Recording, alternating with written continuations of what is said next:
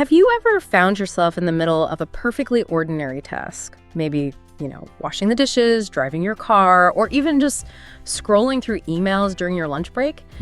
And suddenly you realize your mind is just miles away. Oh, absolutely. All the time. Perhaps you're already planning dinner, or you're replaying some frustrating conversation from yesterday, or mentally drafting your entire to-do list for next week. Yeah. It's that pervasive feeling, isn't it? Rushing through life, constantly thinking about the next thing, while the current moment, the one you're physically in, just sort of plays out on autopilot. It's a remarkably universal experience. Our days often feel like just a series of motions, really driven by that mental preoccupation.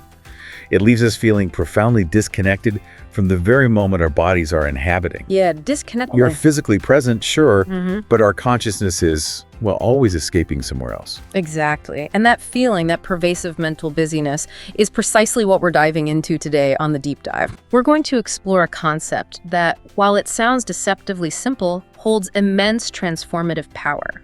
Presence. Ah, presence, yes. We'll be drawing deep insights from the teachings of Eckhart Tolle, particularly his profound emphasis on what happens when we commit to doing just one thing at a time.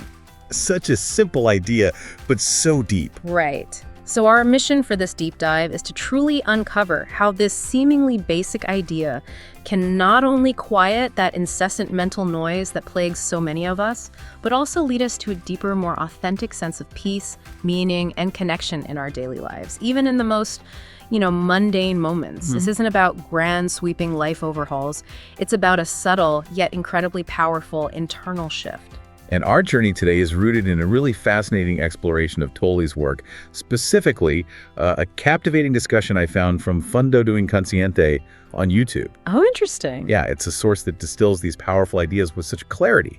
It makes these, sometimes quite profound concepts really accessible and actionable for anyone willing to listen. That's helpful. It helps us cut through maybe some of the spiritual jargon to get to the practical essence of what Tolle's actually conveying. Okay, great. So let's unpack this modern predicament that Tolle so eloquently highlights.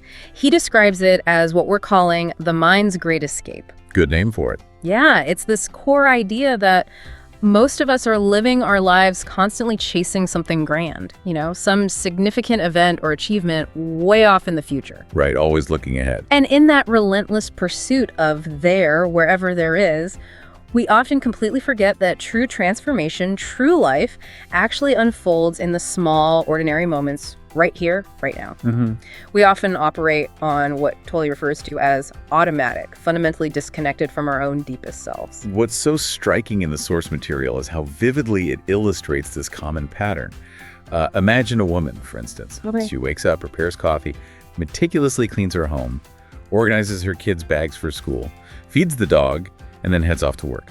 The usual routine. Sounds pretty standard, doing all the things. Exactly. From an external perspective, she's doing everything right. She's fulfilling all her daily obligations, managing her responsibilities.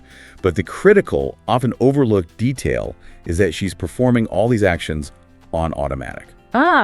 There it is. Her mind is already racing ahead. It's consumed by looming deadlines, maybe worrying about her boss or fretting over the bills that need to be paid. So her body's there, but her mind isn't. Precisely. The tragic result. No connection with herself, no real moment. Her body is moving through the motions, executing tasks efficiently, sure. But her consciousness, the very essence of her awareness, is miles away, lost in that labyrinth of future concerns and past echoes. And the implications of that are truly monumental, wouldn't you say? This highlights how modern life, with its incessant demands for productivity, its frantic pace, and its glorification of constant striving, it effectively trains our minds to seek the next big event. Always the next thing. We find ourselves perpetually looking forward to Friday, eagerly anticipating holidays, craving recognition at work, or simply trying to get there, wherever there might be. Even if we don't know where there is. Exactly. Often it's this undefined, abstract future state of happiness or completion. The profound problem, as Tolle points out, is that in our relentless, almost compulsive pursuit of we are utterly missing the actual present small gifts that are unfolding all around us every single second of every single day. We're living in a state of perpetual postponement. It's like life is always about to start, but never quite does. That's a great way to put it, postponement. Precisely. This constant mental time travel, whether it's dwelling on the past with regret or anticipation or anxiously projecting into the future, it comes at an enormous cost.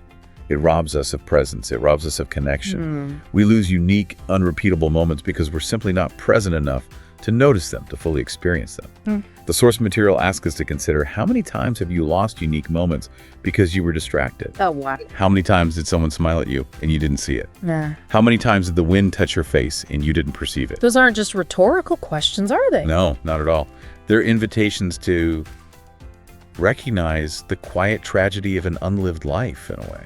That truly hits home. It's not about missing some grand, dramatic life event necessarily, No, it's simpler than that. but rather failing to notice the subtle, vibrant fabric of our everyday existence, those fleeting interactions, the simple sensory experiences, the quiet beauty that actually composes our lives. Yeah, the texture of life. And because our mind is always somewhere else, these precious moments just pass completely unnoticed, unappreciated, unexperienced. It's like living life in a blurry fast-forward montage rather than a series of distinct, vivid, and deeply felt individual scenes.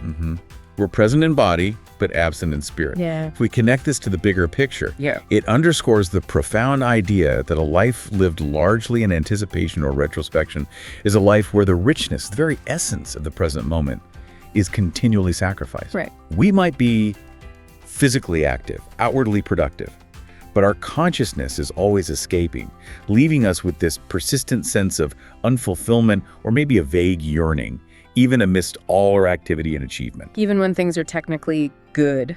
Exactly. And this is what Tolle refers to as psychological time. Ah, psychological time. Okay, that's a crucial distinction, isn't it? Because we all use time functionally, clock time, to organize our life, to plan, to meet deadlines.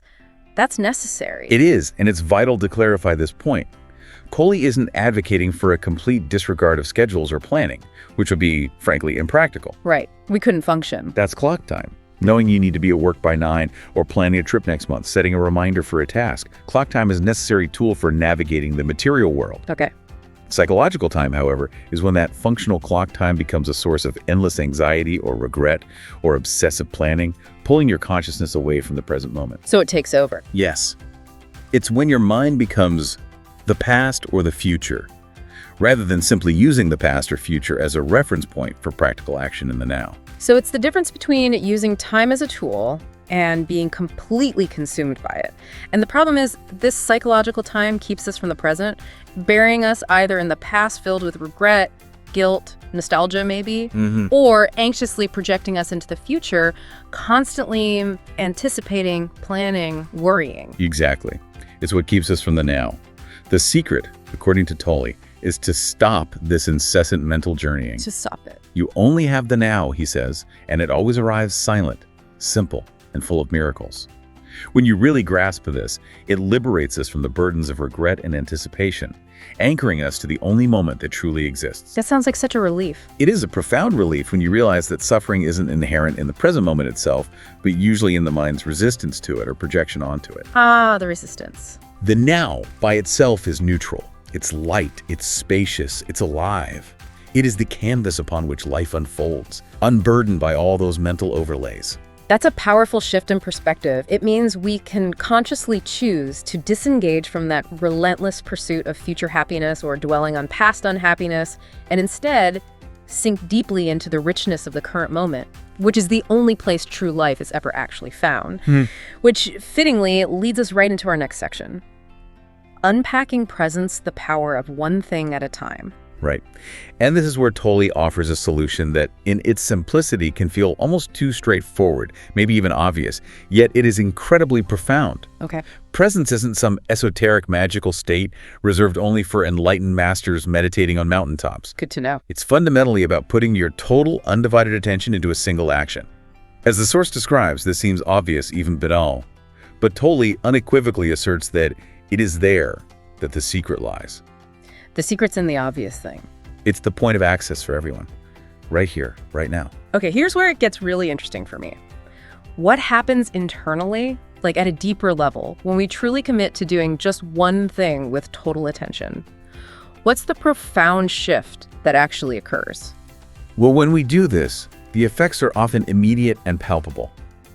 The noise of the mind silences, stress decreases, and you feel at peace. Instantly. Often, yes, or very quickly. It's not about forcing your mind to be quiet, which often feels impossible. Totally impossible, like wrestling a greased pig. Exactly. Instead, it's about engaging your attention so fully, so completely in the present action that there's simply no mental space left for the incessant internal commentary, the worrying, the planning. Ah, so you crowd it out. In a way, yes. Yeah. This is Tolle's direct invitation to us. Wake up to what is already here, stop seeking life, and start living it. It's a call to reorient our entire being towards the actual reality of our existence, moment by moment. And it makes us question what we've been seeking all this time, if not life itself, right? Tolle really challenges our conventional understanding of what constitutes living or meaningful moments, doesn't he? We're often conditioned to believe that significance only comes from external achievements or those peak experiences, the big, dramatic life events. Absolutely. We tend to believe that life truly happens during grand events like getting married, graduating, traveling to exotic places, changing careers, the highlight reel. Yeah, the Instagram moments. Right. But Tolle offers a radical counter-perspective. He reveals that life happens maybe even more intensely in the simplest acts, which become sacred when you are present to them. I love that idea of finding the sacred in the mundane. The Source really brings this to life, inviting us to recognize life when you're putting clothes on the line, when you were washing a mug, when you tie your shoes in the morning, or feel the hot water running down your back in the shower. Simple things. These, he argues, are the true scenes of life, not exciting, not heroic, but real. And if you are present, fully immersed in them, they are sacred. This challenges our deeply ingrained cultural narrative, doesn't it? We're often trained to defer happiness or meaning to some future event. Always later. Tolle shifts the focus entirely, demonstrating that true meaning is an internal experience, accessible in every single moment, regardless of its apparent drama or excitement level. It's a profound reevaluation of value, moving from external validation to internal realization. So the external activity is secondary. The consciousness you bring to it is everything. And this feels like a significant hurdle for many to truly access this presence. We need to do something our ego absolutely hates. Slow down. Oh, the ego hates slowing down. It thrives on urgency, doesn't it? On the next task, on constant movement and external validation, it equates stillness with laziness or irrelevance.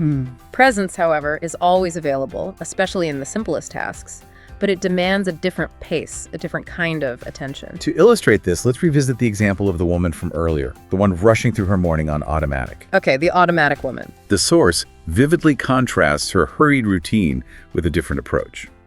Imagine this same woman, but with just a slight adjustment in her awareness. Okay. She wakes up, and instead of immediately rushing, she feels her feet touching the cold floor, listens to the silence of the house before the day's noise really begins. Just pausing for a second. As she prepares her coffee, she doesn't just make it. She holds her cup with both hands and feels the warmth, smells the rich aroma. When cleaning the floor, she smells the disinfectant, observes the sunlight entering through the window, maybe sees her dog wagging its tail, and smiles genuinely. Everything is the same, the Source knows, but completely different because this time she was present. What's truly striking there is that the external circumstances haven't changed at all. Her to-do list is identical. The coffee is the same, the floor is the same. Exactly. Yet her experience of those circumstances is utterly transformed. It's a complete internal revolution just through attention. Tolle calls this living from the being. It's transitioning from merely being a task doer to someone who experiences each task as a portal to the now. A portal to the now. I like that. Each movement can become a form of meditation, each breath a re-encounter with yourself. The difference between what might feel like a dense life, heavy with mental baggage, stress, rushing, and a light life imbued with ease and flow is solely the state of consciousness with which we act. Wow, so it's not about what you do. It's how you do it. You can hang clothes with haste and resentment, or as if performing a gentle dance. You can wash dishes with anger turning inside, or as if you're purifying your soul with the water.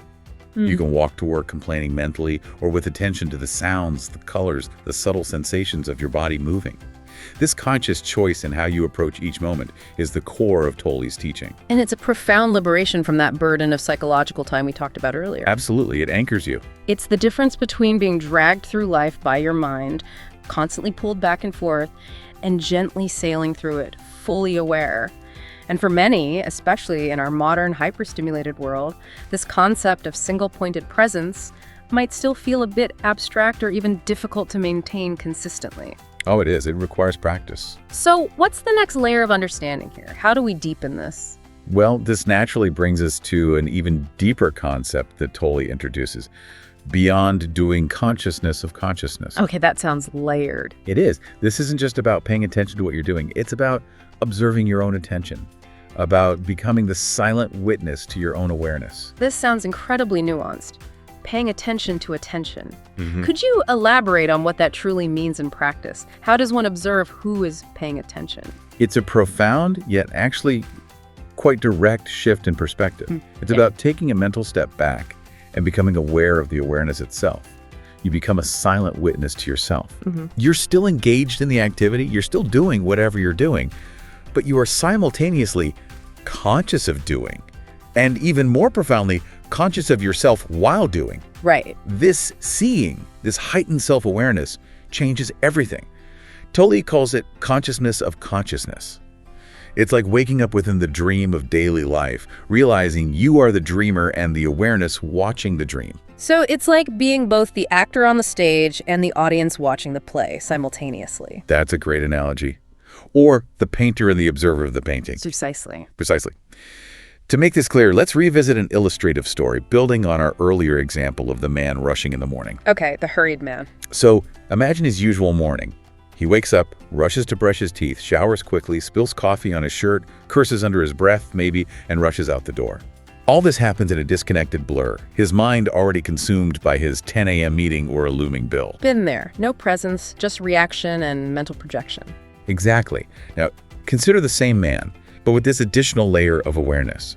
Before even leaving bed, he doesn't just jolt awake, he feels his breath for a few seconds, noticing the subtle rise and fall, observes his body waking up from within, that transition. Just a brief check-in. When brushing his teeth, he's not merely cleaning. He perceives the sound of water, the fresh smell of toothpaste, the precise movement of the brush against his teeth. He takes his shower, feeling the water on his skin, the warmth, the sensation. Bringing awareness to the senses. Yes. And even when he spills coffee, instead of the automatic swearing or that surge of anger, he pauses, maybe just for a beat. He simply breathes deeply, changes his shirt, and continues. Okay, that's a big difference. The critical difference here is not just that he's paying attention to the task, he is present, and more, he is conscious that he is present. He sees himself doing. That seeing, that meta-awareness is the crux of consciousness of consciousness. I think everyone has experienced something akin to this, maybe without putting a name on it. You know those rare moments when you catch yourself completely present as if time had stopped? Fleeting moments. Maybe you're looking at a breathtaking sunset, or you suddenly notice the distinct earthy smell of rain after a long dry spell, or you hear a piece of music that truly touches your soul, silencing all other thoughts. Yeah. In that instant, you're not judging, not planning, not comparing, you're just there, totally absorbed. And then sometimes there's that subtle shift, that realization that you are conscious, you see yourself present. Yes, that's it. That, according to Tolle, is attention to attention. It's truly experiencing the moment and simultaneously observing yourself experiencing it from a place of quiet awareness. It feels incredibly spacious when it happens. And what's so profoundly liberating here is that this state is always accessible. It's not something you have to chase or manufacture through complex rituals or years of meditation, though practice helps. It's a recognition of what is, of your own fundamental awareness that's always here. Underneath the noise. Exactly. And once you begin to cultivate this ability to observe this state within yourself, it becomes an incredibly powerful tool for navigating the relentless demands of the ego, which is often the biggest obstacle to presence. Ah, yes, the ego. This brings us squarely to our next section, the ego's dance, distraction, conflict, and identity. It seems the ego, that ceaseless, often worried, anxious, and reactive voice in our head, cannot stand this state of presence. But why? Why is presence so threatening to the ego? This is a critical insight in Tolle's work. The ego, for Tolle, isn't just that chattering voice, it's our entire conditioned identity, right? It's a mental construct built on past experiences and future projections, on external validation, on roles we play, on possessions we have. Or a story about ourselves. Yes, exactly. It's a false sense of self created by our identification with thought and form. And it only survives in distraction, in a hurry, in urgent mode. It needs fuel. It needs fuel, and its fuel is psychological time. When you are deeply present, the ego's power structure, which is based entirely on future-seeking or past-dwelling, fundamentally collapses because it has nothing to latch onto in the simple reality of the now. So our minds are, as the source puts it, kind of addicted to noise. Very much so. We've been trained from an early age to think incessantly, to react constantly, to rush from one thing to the next as if life is nothing more than an eternal to-do list to be conquered. The very idea of simply stopping and being often feels like laziness or even a direct threat to our identity as capable, productive individuals we feel guilty for not doing. Exactly. The ego equates stillness with idleness, falling behind, with becoming irrelevant. But Tolle tells us it's not laziness, it's actually lucidity and courage. Yes, it takes immense courage to defy the ego's relentless push for activity and instead choose stillness, choose presence. The ego feeds on external validation and the pursuit of a future, better self. Presence starves it by anchoring us in the self-sufficient, complete now. It's an internal act of rebellion against the mind's tyranny, in a sense. Okay, so given that the ego is so resistant, so ingrained, how do we actually practice this? It sounds like it could easily become a constant struggle, a battle against our own minds. It absolutely can feel like that initially. This is where the practice of returning becomes so vital. The source gives a wonderful, relatable illustration. It describes a woman trying to apply this technique while washing dishes. Okay, back to the dishes. She starts focused, feeling the warm water, hearing the gentle sounds, maybe looking at her hands moving. But then, suddenly, she realizes she had been mentally arguing with a colleague for 5 minutes. Oh, no. An entire elaborate internal dialogue playing out, full of clever arguments and subtle ironies, all while her hands were just mechanically scrubbing a plate. Oh, I know that feeling all too well. That internal debate, that mental rehearsal playing out so vividly while your body is doing something entirely different.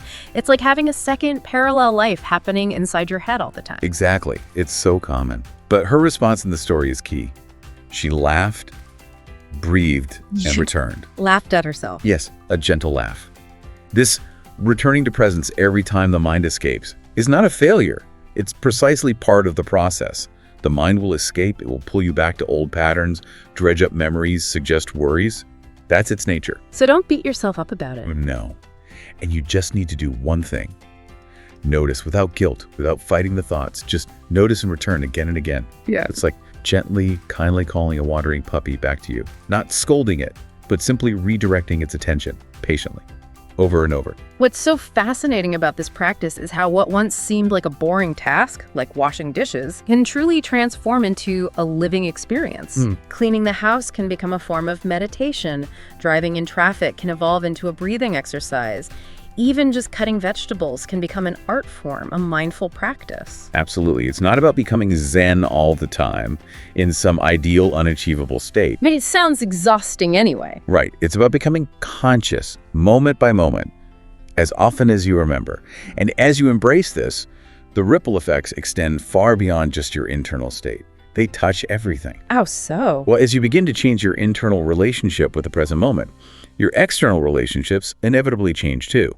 You stop reacting so impulsively, driven by the ego's fears or desires. You catch yourself before you lash out. Exactly. You start listening genuinely, with full presence, and you begin to see people beyond the superficial labels or your preconceived notions about them.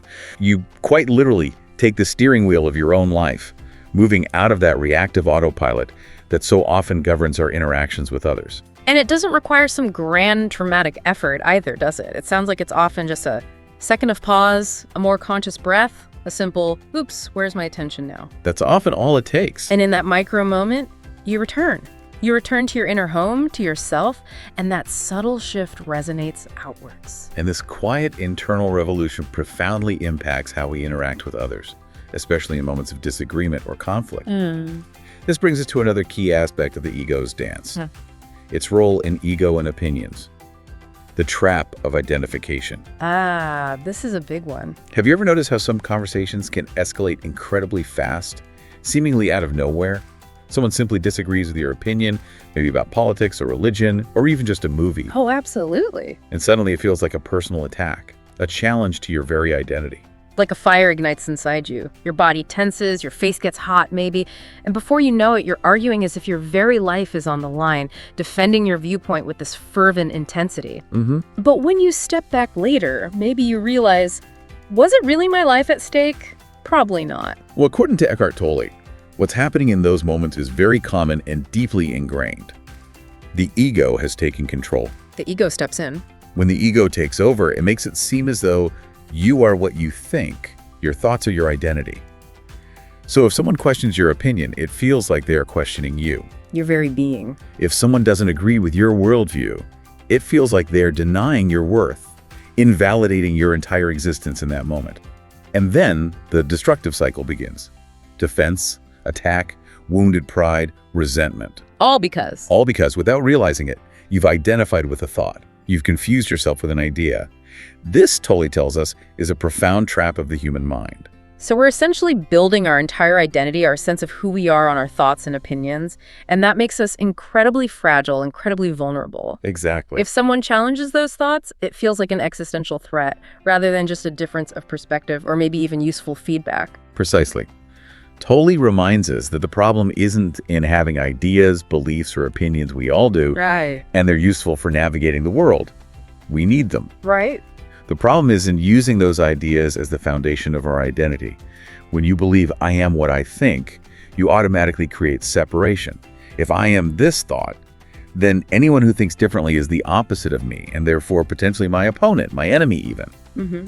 But the profound truth, he points out, is you are not your thoughts. You have thoughts. They pass through you, but they are not you. That's such a powerful distinction and a truly liberating one, if you can remember it. It's like the sky and the clouds analogy you mentioned. Yes. The thoughts are the clouds, sometimes dark, sometimes light, sometimes stormy, sometimes clear. But you are the vast, spacious, silent sky, eternally untouched by them. The clouds come and go, but the sky remains. That analogy is perfect for grasping this. When you remember this, when you know yourself as this spacious awareness behind the thoughts, you no longer need to fight to prove anything. The need diminishes. You can listen to others with genuine presence, not just waiting impatiently for your turn to speak or score points. You can hold opinions without clutching them like shields, willing to explore them rather than just defend them to the death. You can even change your mind without feeling like you've lost something vital, because fundamentally, nothing you think defines who you are at your core. Right. The ego wants to be right, to win, to be recognized and validated. Always. But consciousness only wants to see the truth, to understand, to connect. It doesn't care about having the last word. It cares about being present to what is. Okay, here's where it gets really fascinating, especially in the context of our daily relationships. The source gives a fantastic example of this shifting from reaction to observation. Yes, the dinner party. Right. Imagine a man at a dinner party, engrossed in a discussion about politics. He has a strong, deeply held opinion, and someone at the table respectfully disagrees. Okay, familiar scenario. In a split second, he feels that familiar anger rising, that internal fire igniting, already preparing his rebuttal, his clever counter-argument in his head. But this time, maybe he remembers Tolle's teaching. He breathes, observes the emotion coming, but does not identify with it. That pause is crucial. He recognizes it. What's so profoundly transformative here is that he realizes, in that split second of presence, that it's just the ego trying to protect the idea he believes defines him, trying to assert its dominance. So instead of reacting automatically, launching into his defense, He chooses differently. he chooses to listen, not necessarily to agree, not even to formulate a counter-argument while the other person is talking, but to truly hear what the other person is saying from their perspective. Just hear them out. And in that simple act of presence, something shifts in the entire environment. The tone of the conversation lowers, maybe a sense of mutual respect enters, and what could have easily devolved into a heated argument transforms into a genuine, maybe even insightful exchange. This is truly revolutionary in practice. It means you can hold beliefs without yelling about them. You can disagree without attacking the person. And you can even change your mind without feeling like you've lost your dignity or compromised your core identity. You can continue to believe what you believe, but with a lightness maybe? With an open hand rather than a clenched fist. Beautifully put.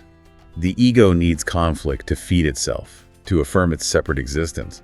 But consciousness only wants the now. It only wants to simply observe and understand. And the most curious thing, What's that? when you speak with presence, without that anxiety for acceptance, without that desperate need to be right, the other person feels it. They sense the lack of aggression, the openness. And they relax too. Often, yes. They start to listen not because you imposed your view with force, but because your presence itself is magnetic, it's disarming. Wow. This is the great freedom Tolle points to. Yeah. Being greater than your own thoughts, becoming the space that welcomes ideas without becoming their prisoner. That space again. And this applies to everything from casual discussions with friends and tricky family conversations to politically charged debates, religious differences, even romantic relationships. When you enter a conversation willing to listen, truly listen, not just to win, something subtle yet profound shifts. You move from what could be a battlefield of competing egos to a space of genuine encounter where the other person is no longer an enemy or an obstacle, but simply another human being with a different lens, a different perspective. And that difference, rather than being a threat, Can become a source of mutual enrichment, or at least understanding. So what does this all mean for you, the listener? The next time you feel that internal heat rising when you're contradicted or when your opinion is challenged, maybe try to pause for just a second. Observe. Don't react immediately. Just notice. Ask yourself, in that moment of stillness, what am I defending here, the truth? Or my idea of myself? My egos need to be right. And then just breathe. Because in the end, there's nothing more liberating than discovering that you don't need to be right all the time. You just need to be awake, to be present, to be aware. Which naturally leads us to our next section, exploring a really crucial distinction in today's world. Beyond information, the path to wisdom. Ah, yes. Information overload. We live in an age that is absolutely saturated with information, don't we? It's everywhere. Unavoidable? You can learn anything in minutes: how to bake sourdough bread, invest in cryptocurrency, meditate like a monk, fix a leaky faucet, optimize your life for peak performance. The list is endless. Just type a few words into a search engine and the answers appear instantly in videos, articles, tutorials, and yes, even deep dives like this one. We are literally surrounded by an unprecedented volume of information, 204/7. But this abundance raises an incredibly important question. Has this endless access to information actually made us wiser? That's a truly critical point, and one Tolle brings up with great emphasis. He makes a profound distinction. Information is not wisdom. They're different beasts entirely. Wisdom, he argues, is of an entirely different nature. It doesn't come from accumulation, from simply knowing more facts or theories. It comes from silence, from presence, from inner clarity. The conditioned mind, that restless, analytical, egoic part of us, absolutely loves information. It feels powerful when it knows a lot. It wants to consume, understand, master, memorize, compare, categorize. It collects data. Yes, it's a data collector. And while this cognitive function is undeniably useful up to a point, if information isn't connected to the being, if it's not integrated with the state of presence, it quickly becomes just noise, distraction, excess. More clutter. The mind races from one piece of content to another, constantly seeking new input, but it doesn't pause, it doesn't feel, it doesn't integrate, it doesn't truly digest what it takes in. It's like eating all day and never truly being nourished. Wow, that's a powerful image. Intellectually bloated, but spiritually starved. You can be full of data, but distant from yourself. That's a sobering thought. We can be so well-informed, so knowledgeable, so full of facts and figures, yet still feel empty, anxious, or profoundly disconnected from ourselves and from life itself. It implies that true growth, true evolution, isn't really about knowing more, but about being more present, more conscious, more whole, more integrated. Exactly. This is the fundamental difference between knowledge and wisdom. Knowledge lives at the mind level. Wisdom lives at the being level. Mind versus being. That's why you sometimes encounter a seemingly simple person who hasn't read many books, maybe hasn't pursued higher education, but has an impressive, unshakable peace about them. You just feel it. Yeah, you recognize it instantly. They possess a calm gaze, a tranquil speech, a serene strength. This person might not be able to cite authors or explain complex philosophical theories, but she knows how to be, how to listen, how to be silent. She is wise in a way that transcends mere intellect. Her wisdom emanates from her presence, her being. And on the flip side, we often meet highly informed people, brilliant doctors, accomplished scholars, captivating speakers who, despite their vast intellectual achievements, live in a constant state of stress, impatience, or maybe emotional dysregulation. We all know people like that. They know a lot but are not presence. They lack that inner space, maybe. They only have accumulated thoughts, data, and mental models. That really crystallizes the distinction, doesn't it? Wisdom is subtle, deep, discreet. It reveals itself only when there is space within. It needs room to breathe. And the space, critically, is born from silence. Yes. The source highlights that silence bothers the ego, precisely because the ego wants content, stimulation, control, something to latch onto, something to define itself by. Something to chew on. The ego finds nothing to grasp or manipulate in silence because silence just is. It doesn't offer content to analyze, judge, or control. Instead, silence reveals consciousness. It reveals the spacious, aware presence that is our true nature, which the ego cannot tolerate because it undermines its very existence. It feels like annihilation to the ego. So what does this all mean for us in our pursuit of a deeper, more meaningful life amidst all this noise? It means the key isn't necessarily to seek more information. We probably have plenty of that already. We're drowning in it. Instead, the work is to consciously create more space within ourselves. How do we do that? By cultivating moments of pause, space between one thought and another, space between an external stimulus and our immediate reaction, space to just breathe consciously, space to truly listen without interrupting, space to simply be without needing to achieve or become anything. This, according to Tolle, is the true path to wisdom. It's about consciously disengaging from the constant clamor, both external and internal, and allowing that inner quiet, that spaciousness, to emerge and reveal itself. This quiet revolution, as Tolle calls it, this profound internal shift, it ultimately brings us to our final section. The quiet revolution living deeply in the ordinary. It feels like a powerful antidote to the modern glorification of multitasking and that relentless pursuit of more. It really is. You know, modern life celebrates multitasking as the ultimate sign of productivity, efficiency, success. It's a badge of honor, almost. We're answering messages while eating lunch, listening to a podcast while replying to emails, trying to meditate while our phones are buzzing with notifications right next to us. Guilty as charged. Our lives have become one gigantic juggling act, which, ironically, often leads to fragmentation, superficiality, and just constant exhaustion. Feelings spread thin. But Tolle, drawing from ancient Zen masters and timeless wisdom traditions, calls us back to something profoundly essential.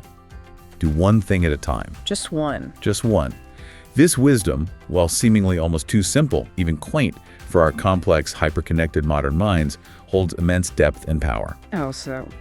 When you genuinely commit to doing just one thing, and you do it with full presence and undivided attention, you enter into harmony with life. You move from a state of fragmentation, where your energy is scattered across multiple tasks and mental states, back to a state of wholeness. It's a return to your natural integrated self. A reunification of body, mind, and spirit right here in the present moment. It sounds so simple, yet in practice, it's incredibly challenging in our fast-paced, always-on world. But the examples from the source truly highlight the quiet magic of this single-minded approach. They really do. Consider this. When you wash dishes with full attention, it ceases to be a boring task and becomes a meditation. Instead of something to rush through. Exactly. It's no longer a chore to be endured, but an opportunity for presence, for inner peace, maybe even for communion with the ordinary act of cleaning. When you listen to someone with presence, truly hearing them without your mind already formulating a reply, Which is so... that person feels truly seen, deeply heard, and you also feel more human, more connected. The quality of connection deepens profoundly. It becomes authentic. And when you walk observing sounds, breaths, steps, you realize you don't need to go anywhere special to be at peace. Peace is already there, in the now, waiting for you to simply acknowledge it. That's incredibly powerful. It suggests that the magic happens not when we achieve something big necessarily, but when being present is more important than finishing quickly. Yes. Shifting the priority. It happens when feeling the moment is more valuable than crossing off another item on the list. It profoundly shifts our understanding of what constitutes true living. It suggests it doesn't demand speed, but depth. It's an act of profound humility, in a way, recognizing that we're not just machines designed for endless tasks, that there's something sacred in every small gesture, if we're willing to show up for it with our whole heart, with our full attention. Sacredness in the small gesture. This is what Tolle defines as spirituality in action. It's about bringing consciousness to the everyday. It's about stopping the relentless search for extraordinary experiences out there somewhere, The next peak experience. and instead starting to live with depth what is already ordinary and therefore truly extraordinary. It's a re-enchantment of daily life, transforming the mundane into the miraculous simply through the lens of presence. So what you choose to do in your life doesn't necessarily need to be grand or externally impressive. You don't need to quit your job and move to a monastery unless you want to. Not necessarily, no. But the way you do it can transform everything. Each act, when done with attention, whether it's sipping a cup of tea, having a conversation, taking a single step, or even just breathing consciously, becomes a portal to the being, a return to your essence, a direct path back to who you truly are. And it is in this silent, sacred space where only one thing exists at a time that you find what you've always been searching for, perhaps without even knowing it. The living now and your whole self within it. That's where it is. This is where true peace, true joy, and true meaning actually reside. Not out there, but right here. What an incredible journey we've taken today. Just to quickly recap our deep dive into Eckhart Tolle's profound teachings. We've explored the quiet yet immensely powerful concept of presence, haven't we? Absolutely. The transformative act of doing one thing at a time, and that crucial distinction between the ego's incessant mental noise and our genuine spacious consciousness. Right. Knowledge versus wisdom, too. Yes.